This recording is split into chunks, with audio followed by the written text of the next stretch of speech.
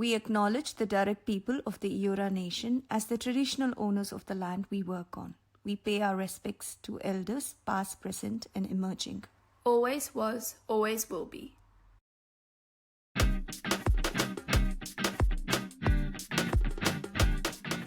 Hi everyone, welcome to our podcast Mindkshetra Talks Lost in Translation. We are a mother and daughter duo, Indian Australians living in Sydney. We are using our personal experiences and insights to connect and relate with people with similar experiences. We are using this podcast as our voice to unpack topics that are often lost in translation within our South Asian community. We are doing this podcast with the intention to break down the barriers in communication that may exist between parents and children, and we hope to offer some talking points to instigate these conversations.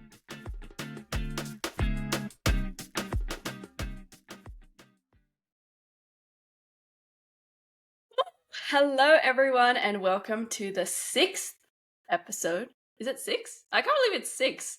6th episode of our podcast, and that's the second time we're using that funky intro. Like, I wonder who made that intro. I don't know. I love it. I love it. For those an extra face on our podcast. I was just gonna say, for those watching on YouTube and those listening, we have a special guest on today's podcast, and it's a bit of a milestone because this is the first time we're having a special guest. We figured out how to have a special guest. That's a big milestone. So we don't know if it's going to work or not. So in usual Riti and Rupa style, we are just going to test it as we go. And special guest, if you are here, can you introduce yourself and how you know us? Hi, my name is Reya. I am Rupa's daughter. I'm Riti's sister, and even though I'm younger, I'm superior. My pronouns are she, her, and I'm very excited to be on this podcast. So yeah. Wow, I wonder what we could on earth we could be talking about today if we're having a sibling on the podcast. Mommy, do you want to introduce this episode? Yes, so today's episode is going to be talking about siblings, the concept of birth orders, the influence of how sibling interaction happens in a South Asian family versus a Western family, and what are some of the things and conflicts in communications that can act as a barrier between two siblings and how a parent can handle it or is learning to handle it. So we're going to unpack quite a few. And again, when we talk about this episode, we are not prescribing that this is the only way to handle conflicts. We are just sharing our personal view based on our personal experiences and a little bit of my professional experience as well. Of course. So I guess to start this episode, obviously you are a woman and you have siblings. I do have an older brother. Yes, I do. So I guess because this is all about generational dynamics, how was it being born as the youngest daughter in a very patriarchal family? Because I know especially South Asians and in a lot of other cultures, it's very worshipped when a son is born into the family, but if it's a girl, it's a lot different, which is very unfortunate. But how did you navigate that space growing up, and what kind of role did that play on your well-being? For me, I was very, very lucky because I was born into a family. And again, when we say patriarchal family, see, the overarching of most of the South Asian cultures is kind of leaning on patriarchy, but every family has shades of it.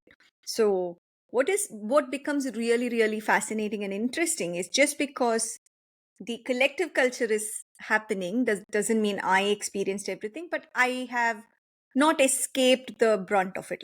There are bits and pieces of it which pays up, and it's very unconscious. It's not only patriarchy, it is also in India there's also caste system, the cultural system, the societal hierarchy and all that.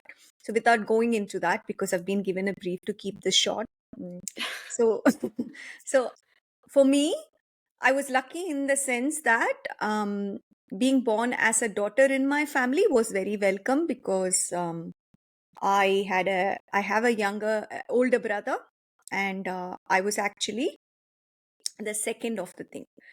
But it was very visible what was available and accessible to him was different to what was available and accessible to me, and how that played up has informed a lot on my own self-esteem, self-confidence, and how I navigate in the world. I also happen to be, again, in the family structure, I also happen to be the second girl in my family, in my father's side. um, and that kind of gave me this rare being, like, because we were only two sisters among a flock of brothers, and I'm talking about extended families. I had the privilege of being treated like a queen and a princess, and you have to take care of her, kind of a thing. So I think in terms of that, I've been very, very lucky. Mm. Yeah. That's good to hear. I mean, like, it's definitely, that's your experience, and I know, like, people listening to this may not have the same experience. But I guess, Reya, you're a younger daughter, you're the youngest, but you're Mhm. born in a different generation. So, Yeah. like, how is that navigating that? Well, I think the main thing is like hearing about the differences. Like, obviously, Amma had growing up, and then I had as the younger sibling. I think also because we're a family of, like, obviously Appa's there, but we're a family of girls. Like, it's not that we have um an older brother or anything like that. So I think that plays a role. But I think the main thing is, for me as a younger sibling, I often refer to you as the experiment child, not in a bad way, but just in the way that I've noticed that everything that you did that maybe Amma and Appa didn't like, they didn't do the same thing with me. Mm. Um, and I feel like that really impacted me because it kind of felt like my everything had been set out and it was very clear for me, as opposed to, I think, um, with like Amma, because she was the first, even though she's the youngest, she's the first girl, it would have been very different. But I also think because we didn't have those, it's just like obviously us four, it's not the other generational aspects. We're not that combined family like majority of families are in India, where they have both sets of grandparents and cousins and uncles and aunts living with you all the time. It's just a very close, tight knit, and it's kind of run by Amma and Appa. And so yeah, I think the order in which that we were born didn't impact so much as I think the age did as well. Because obviously I'm younger, but I'm only 4 years younger, so it's like we were treated kind of similar. Like when you had to do chores, I had to start and pick up doing chores as well. So I think yeah. That's something we'll never settle in our house, isn't it? It's an Pretty argument much. about chores, pretty much we can't settle. Mm. So how was it for you, Riti, being the firstborn in a Indian Australian family? How was it for Hmm. you? What did you notice? Definitely, I would agree that I definitely think I was the experiment child because, it's the first Nice. daughter. Of course, because, like, any older sibling, because it's like the parents' first kid, so it's like, oh, does this work? Does this work? And then if it does work, then they'll just apply it to the next kid, It's Command easy, C, you Command give a V. template. So maybe you should call yourself a pioneer child, not an experiment child. It's all about the formatting and the and framing of language. Pretty much. But I think that from my perspective, and you may not agree, there was definitely not as much lenience as I saw Rhea receive. But that's just my experience. Like, there was a lot more strictness from your end about the things I could do and I couldn't do, just Mm-hmm. because it was like very not closed off, but I felt like there was a lot of like, do this, do like, don't do this, don't do this, don't do this, don't do this.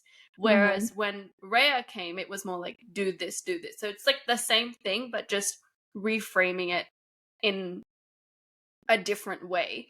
But I feel like Mm-hmm. as the older kid, you are like set to, I just felt like, you have this responsibility to like pave the pathway for the next siblings, and you're kind of like the model child for the younger ones to like look up to, and say like, this is your older sibling, and if they can achieve this, you come from the same bloodline, so there's like really not like no reason why you can't achieve this. And in some ways that's good, in some ways it's quite toxic, and it does play a role on your well-being, because even though you do come from the same bloodline, you are two different people. And yeah, just navigating that space was a little, that's the best Do way you I can think those describe it. expectations were something internalized by you, or was that you? Did you feel like we did that for you? So, what did it feel like? I'll talk about my experience, but I'm very curious to know. It's weird just because, like, every time you, like, the best way is, they say, like, you learn from your mistake. So when you make a mistake, it's like, then you learn a lesson from it. And it was a lot of, like, you're the oldest, like, you have to set the example, like, you need to be mature, you need to do this, you need to do this.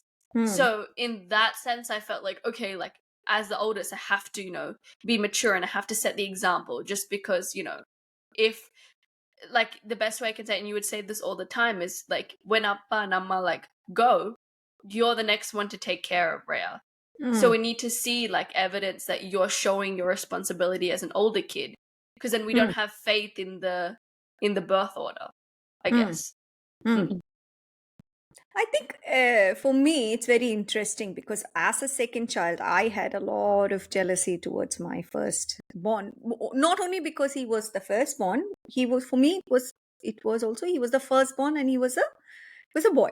And being pitted in that way, and it was not whatever, like, it was not very outward. It was never, they never did anything to treat me less or tell me I was second class. It's just different small things which would happen, the rituals, the societal expectations. And also, a man, if he was firstborn, was this expectation from him that he needs to be the earning member, he needs to be the one who has to study, he's the one who's going to take care of his parents. And for somehow, if you are a daughter and you will be married off, you don't have any responsibility. You are, you are anyway in this family, like, walk in the park, we are just grooming you so that we can give you off. So those kind of things used to hurt me a lot. And I did not want to create that environment for both of you. Did you However, feel jealousy, Reya, like as a younger kid? I think any jealousy came from like other aspects. I don't think it came from like home life, like, oh my god, you get to do this and I don't. I think some of it came from like when we had cousins or other friends or family friends over. And I think just the intergenerational history carried by Amma, and she would go, look how they're taking care of their siblings, why can't you be nice to each other like that? Like that would irritate me more. So it was more that type of jealousy. And then also jealousy, like, I think, like, because I was going through my own stuff, like with friends and stuff, and then you would have friends and be like, oh my god, why does she have so many friends and I don't? So I think any jealousy wasn't from that, but it was also because like at school you had already established yourself and then I came along. So for me to see you in that environment where you're like maybe like thriving socially, but I've only just started and I don't have friends, it put this very negative image in my mind that, oh my god, I need to have more friends, or I need to have more or be more because I want to be ahead, because I think it's just that internal sibling rivalry.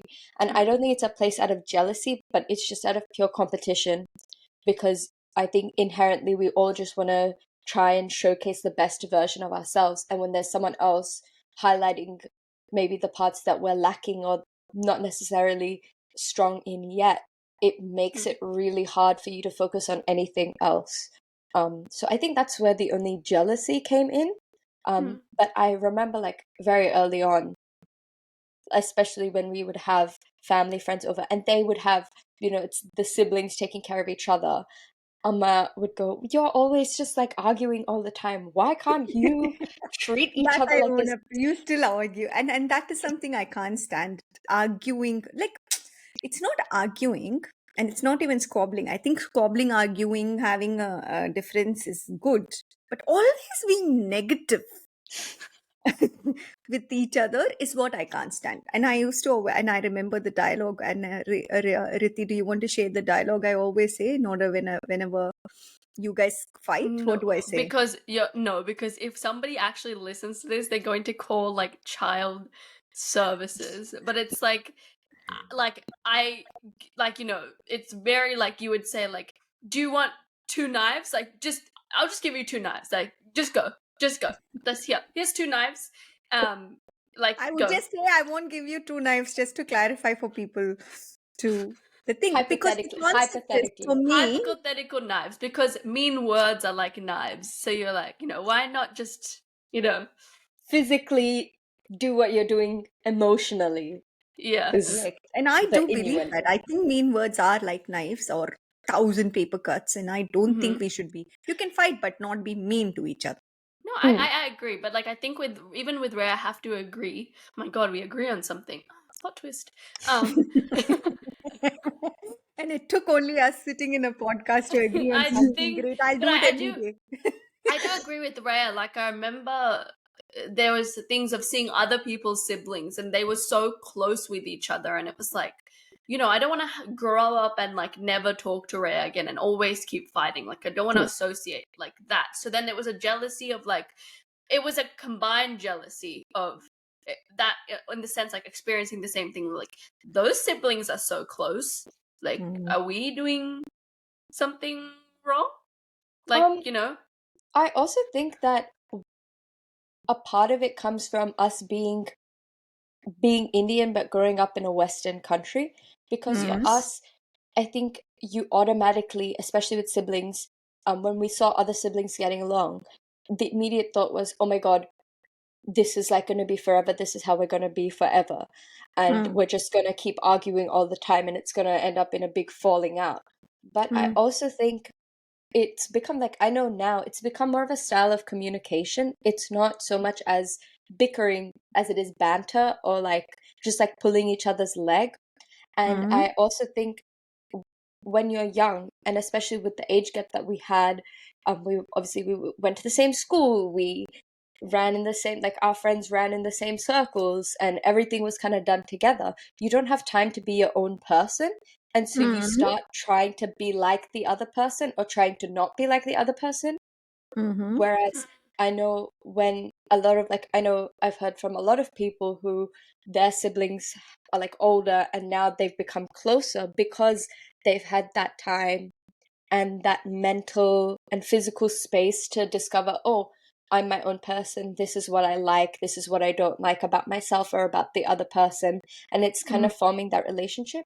And I Mhm. think when you have banter in a relationship, it makes it stronger. So I think from a um, parental aspect, it looks like, oh my God, they're just arguing all the time. And when we were younger, it was arguing all the time. But now I think it's more just like joking around or just pulling each other's leg, as Mhm. opposed to trying to hurt each other out of a place of jealousy.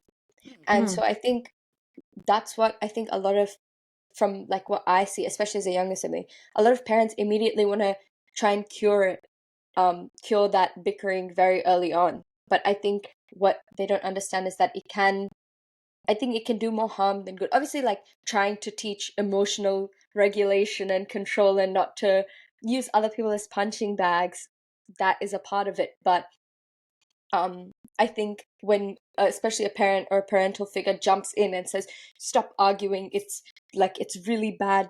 Do you want to end up like this?" I think it doesn't allow like the siblings to form their own relationship. So Mhm. Mhm. that's what I think comes out of it as well. I'll tell you what, the fights are okay if you know how to fight fair. Okay, one yeah, thing I would your always fighting tell you, style. You know your fighting style, and you know if you're fighting to the correct person, because what can happen is you can bring your outside frustrations and disappointments, and based on your dynamics start taking it out on the people who are close to you, because you know that they will not leave you and go, and you know, and you have the comfort that they are going to be there for you also. But you're not realizing that words are like like knives, Like knives. and the more you hurt, the more that person actually does not want to hang out with you at all when you grow up. So you think you're invariably sabotaging your own relationship, because you don't know whose anger you're taking out on who. So one thing I used to tell you both was, one, fight fair. Don't accept apology if you don't want to. So, and I'm not going to make you accept apology. Express yourself as loud as you want. And also always reframe. I used to say start over again. And you both used to get so pissed off by that, because till you got the way you communicated right, I would say I would not let you go. How did you feel about those things? And those are all concepts I think I made my own, and I don't know, if it is if it has been helpful or not. But how did it shape you and influence your well-being, did you think? I mean, like, before we answer that question, do you think that came from the experience you had growing up with as a younger sister with an older brother, even though it was from a different generation in a different country with a different like system and dynamic? I think because of the way I communicated a lot with my brother, and the barriers of communication, I think the closeness, or the distance between us was a little rocky when I moved here, and I wish I did not have that. Like, I've learned, I'm getting better at communicating and understanding all those things that the influence has. But while understanding that, I'm also a parent trying to raise two kids. So the question for me to you, which I'll remind everybody again, was, how did this starting over feel for you? Like, whenever you had a communication stuff, how did those strategies are used? Do you think it helped you, or do you think it was excessive, or what did you think? How did you feel? And what are some things which you liked about it, and what you don't like about it? We still do it again, so I haven't changed my approach. So it's just been, except for I treat you both a little differently, and let's talk about that too. And why do you think I treat you both a little differently? Well, for me, as I was the one that was, I think, inflicting the most of like my aggression against, like, onto you, when I was told to start over, I would get really irritated, and I would, even now, I try to be a smartass about it and say it the same thing, just try to be more sarcastic, or say it in I think, like, frame it differently. Because at the end of the day, when you would say start over, in my mind, it was like, ugh, I've already said it. There's no point. I don't want to take it back, because of what I said is what I meant to say. But kind of looking back, and when you would say it in front of other people as well, and they would go, "Oh, we don't do this. What is this technique?" I think for me, I was like, "Oh, I think it was beneficial, because it gave me a chance to kind of regroup and think about, what am I actually saying? What am I doing? What does this mean?" But at the same time, I also feel like the technique was not applied. Well, obviously, like I said before, I was the one that's saying the most. But when Riti would say something or even do something, because I feel like she would like push me more, or physically inflict, not like she would like push me or kick me more initially. Her face is lying. I have the memories. What is going on? I have no recollection of Now this. let's put Riti on the stand and ask her, why did you push my second child like that, Riti? Whoa. Okay. I have no recollection. I remember it being self-defense. I'll just say that.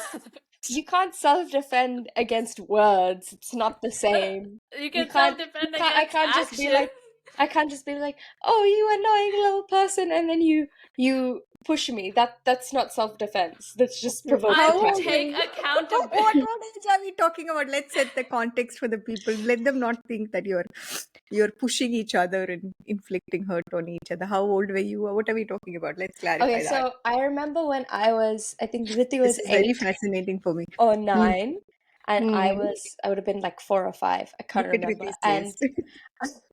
um and I remember Riti pushed me. Like I was just walking and she like pushed me. And What? and can I finish, please? And then I said, "Stop. Stop pushing me." And Hmm. then she pushed me again. Oh. But you didn't say start over.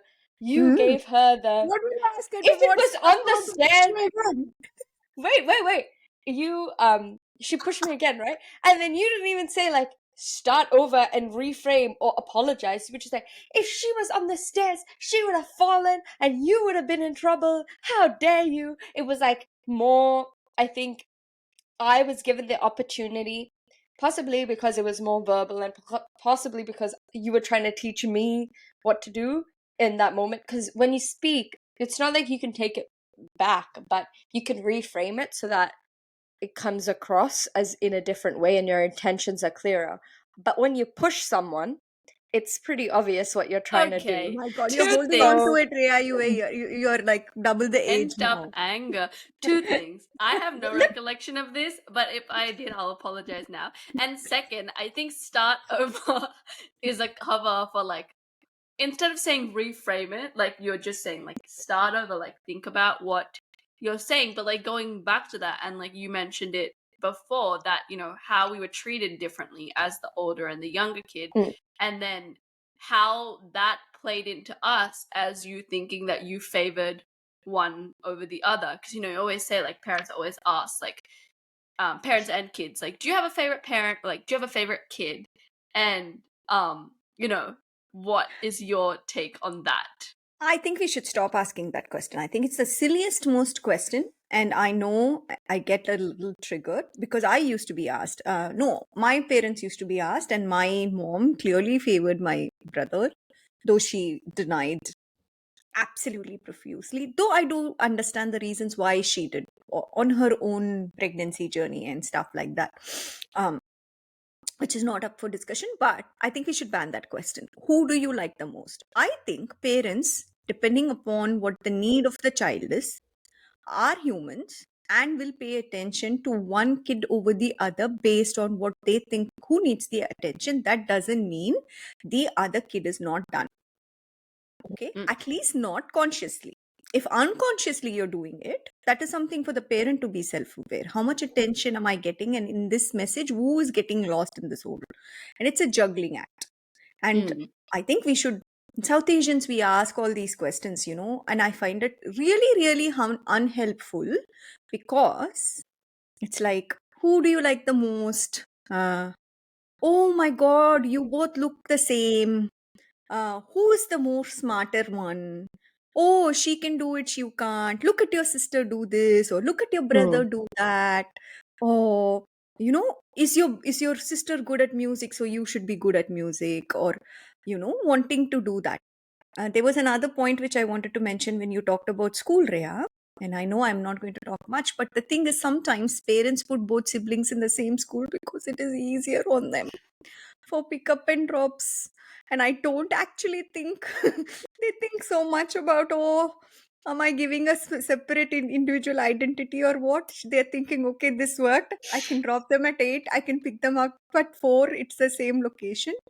But in all honesty, for you, we did try to get you into different schools. And you had a different educational path to Riti's educational path, in our defense as parents. So that's what I would like to say. Mm. So I'm just going to ask you if I answered the question, and if you want Yeah, to. I guess that works, because when you say like different parts and not making us the same people, like I remember when, doing certain exams and doing certain tests and doing certain subjects, it was more like not I'm making you do this because I'm, as a parent, I have the responsibility to let you do this. It was more like, would you like to do it? No. Okay, That's okay. Reya, would you like to do it? Yes? Okay. That doesn't say anything about the other kid, or look, the other kid didn't do it, or this kid is doing it. So, you're two different people, and you're gonna have two different experiences. And you are of two different generations, and that's what I meant by treating differently. Because constantly, and this annoys the hell out of both of you. So I want to ask, how did it play a role in your well being? Because we spoke about maturity. So the set of guidelines and things I have for Riti as a 21-year-old is completely different to the set of expectations and chores and responsibilities and I have for Reya, because she's a 17-year-old. Yeah, today, happy birthday, Reya. No, when this Um, episode releases, she'll be like past 17. I know, but we don't need to say when her birthday is, just that we recorded it on her birthday. So, I think what we as parents, and again, this I noticed in my upbringing because the same expectations are there. We'll have to alter it based on the age because you are actually one generation a little different also. And that does not sit right with you both. And you think I'm favoring it.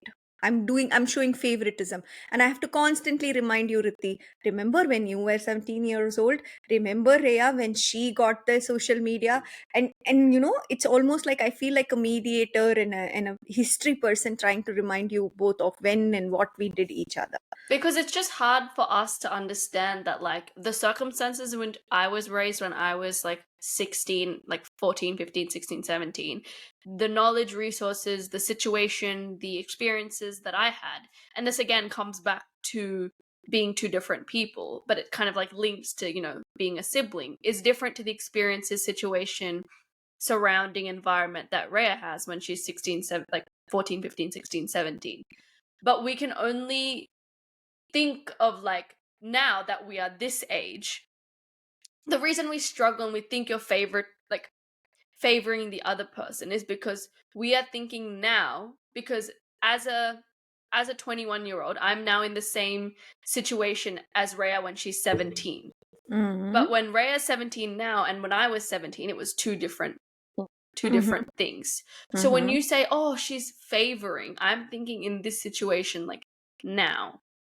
But it's hard for me to, like, understand that it was different when I was 17, if that makes sense. And how did that impact your, or does or do impact your mental health, you think, both of you? Well, for me, being on the end where I think for Riti, she thinks I'm constantly the favorite or I'm favored more. For me, if I'm being completely honest, I don't think that plays a major role on my mental health because it just makes me feel supported and have a stronger self-esteem. So it doesn't really have like a negative impact. I should reframe what I said. It doesn't have a negative impact. In fact, but it also does make me have that superiority complex or feel like, oh, I'm in a better position. And I don't feel like, I think like you were saying, in each situation it depending on the needs of the child, the guardian or the parent has to pay attention to that child in that moment. Like obviously now, because I'm going through like a stressful time in my schooling, I'm going to be given more of the attention and a bit more leniency, whereas Riti's not in that same space. So to her, in her mind, when it comes to things like chores, again we're going back to that, or any other activity where it's an activity where it can be shifted, in her mind she might be going, oh my god, she's the favorite. So for me it's like, oh yeah, I'm totally the favorite. But then when the roles are reversed and she's in a time where it needs more attention, I think for me it'll make me think, oh my god, I don't get this type of leniency, it's not fair, it's all this teenage angst moody things that we all go through. So I don't think I think it has more of a positive impact than a negative one, but at the same time, I think it negatively impacts the relationship between each person. So I think as a my feedback or my commentary on the situation is, I think just giving, even though it's like tedious, giving those constant reminders like, oh my God, remember when I did this? It was not the same. Or remember, you did this, you were in COVID, so you didn't have the access to this, or things like that. Because I think, and we're only two, right? Like when you have more and more siblings, obviously the parent can only give attention to one child at a time. So I think it's just, for me, what I've noticed, especially with other parents, is just reassuring the other child that, look, I'm not giving that child more attention because I'm favoring them, but because they need it at this moment. And when it's Mm. your turn, that's when you will receive the same amount of attention. And I also think it's really hard, like I was saying before, we're our own individual people. We're all on our own paths, and the way that we require attention, support, communication, or anything else like that, even like discipline, it's gonna look very different. Because if Mhm. Amma uses a discipline tactic on me and uses the same one on you, Riti, it's gonna backfire because we're not the same person and we don't react Oh, the same way. I remember a lot of those Mm. happening for me. I failed on So my yeah. path. And Riti, what's your opinion? Yeah, I agree. Like we're two different people. Like, again, I just go back to like it's a different time, it's a different situation. Like the situation now when I'm 21 is like a similar, like is the same environment that now Reya is 17.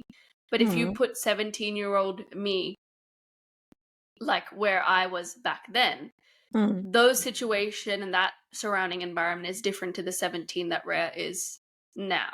So Mm. which is why that comes from a place of like we think that you're favoriting like we feel that you're favoritizing or favoring the other person because we're basing our experiences on the situation back then. But then it's hard for us as kids to understand that, Mm. you've evolved from that situation. You've learned I from think, one kid and then you yeah. take it to the other. And the complexity increases if there is gender difference as well. Then you start Mm. thinking, oh, because Mm. it's a boy, so that you're doing that, or it's a girl, you're doing that. So I think that's where my realization is. Mm-hmm. What are some of the things you think helps when it comes to mental health wise? What are some of the things or benefits of having a sibling and having this kind of relationship? What do you think? What do you like about each other, and what do you not like about each other at all as being siblings? What I guess I'm trying to really distill this episode into, how do you think it has helped you in your favor for your mental health? How has having a sibling helped you in your mental health, and how has it not been very helpful? Just the whole setup of having Mm. siblings, being in a South Asian family, being girls in a South Asian family. So you can talk about anything. Do you want to start? Or should I? Yeah. Oh No, my you go. God, it's exquisite manners. Do you want to start? She asks. That's well Well, done. I kept starting the last time. I don't want to keep taking over. Aw, It's taking not my turns. podcast. See, this I called is being very self-aware and kind of correcting. If you realize that you didn't start, then it's a fair go. So that's good. I guess the thing I admire about like Rhea is like her dedication, her determination. Like, if she puts her mind to something, like she's like there to get it and she doesn't take no for an answer. Yeah. This is the kindest she's going to get. So take it and say thank you. Thank you. The thing I would and I guess like that's something you can appreciate about the other sibling. You shouldn't compare that. I don't have those qualities. You can just like appreciate it about the other And person how does that and your having sibling. a sibling help your mental health, Riti? I think you need to frame it that way as well. Oh, like I guess it's good that social interaction and having someone there who like the next person to understand your family environment, because as much as you explain to your friends like this is what I'm going through in my family, I would say my experience of that is no one can understand that better than your sibling, and then the next person to understand that after yourself is your sibling. So navigating that space and having someone to help you like through that is really good. And I guess that's what plays a role, it's very beneficial for my well-being and my mental health. But I guess the thing that like pet peeves me about Reya, shall I say, I'm trying to think. Pet peeve about having siblings. Oh, about having siblings. She's about to I'll make it a speak from personal attack. Yes. Yeah. I guess, okay. And the pet peeve about having siblings, I just guess, is I'll just like, not that, I mean, we already touched on it, but that little feeling of like feeling that you favor the other sibling over the other, Mm-hmm. one over the other. Mm-hmm. Rhea, what about you? And also, I think, yeah, you go. Oh, I think, yeah, I kind of like talked about it before in terms of how it impacts, like how a sibling impacts your mental health. I think, like Riti said, there's no one else that's gonna understand it. I think because we're both girls as well. I think if it was we were one girl, one boy, or anything else, our social surroundings would have also impacted that. In saying that, when you don't know your own self and you're being, I guess the better word is like bombarded, or there's another person always there who's reminding you, like I said, of your flaws, that can be quite harmful to your mental health because you're trying to focus on yourself and focus on your growth, but there's someone else always reminding you of what you're lacking or what you need to grow in. And so I also feel like that's hurtful. I think that's just an inherent thing. It happens not even in sibling relationships, even in close friendships, especially growing up, that happens. And you don't sometimes realize that, one, they're not an extension of you, and two, you have to kind of remind yourself that, oh, they're doing their own thing. I have to also do my own thing now because I can't just follow wherever they're going. So yeah. What would be your well-being take on this for parents who are parents of more than one child? My well-being take for parents who have more than one child is that it's very natural to pay attention to one kid when, depending upon whatever the situation is, depending upon the age group, the stage, however your experiences are, who you think needs more nurturing, personality. Very natural to do that. However, remember that the other kid is also watching, and you are verbalizing it and you're having a communication to let them know. And you are not unconsciously comparing them and pitting them against each other. One of the major things which worries me in a South Asian family is this thing to motivate somebody, you pit them against each other. And just be open and honest with your kids. I think building a healthy communication is okay. And parenting is one of the hardest jobs, and especially if you're parenting multiple children, be kind to yourself. Mhm. Okay, what is your take and your takeaway for people your age, Rhea? You are a 17-year-old young adult entering into adulthood, and Riti, you are an adult, though you don't want to accept it yet. But what are both of your takes from where you're standing and as Indian Australian women of color? Am I starting? Okay. My takeaway, I think, is I kept saying it, but I'll say it again. As I think to give, especially as the youngest or like the second one, to give yourself time to become your own person because it makes it really hard. I mean, not that I have yet, but I'm kind of like starting that journey of finding my own interests and likes, but also making it aware of the boundaries that you want to set in your own relationship, because while you're younger, obviously your parents set those boundaries for you, but sometimes you're not comfortable with that, or sometimes you want more than what's set.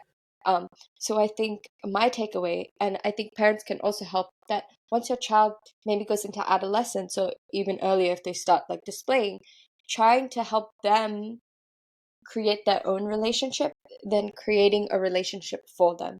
Because I think obviously your parents aren't, or guardians aren't going to always be there to supervise your relationship forever. So allowing your child to navigate the relationship without putting too many barriers, I think that's more helpful than like directing where you want it to go, because in your mind your own experiences are obviously going to impact how you want your child's relationship to go.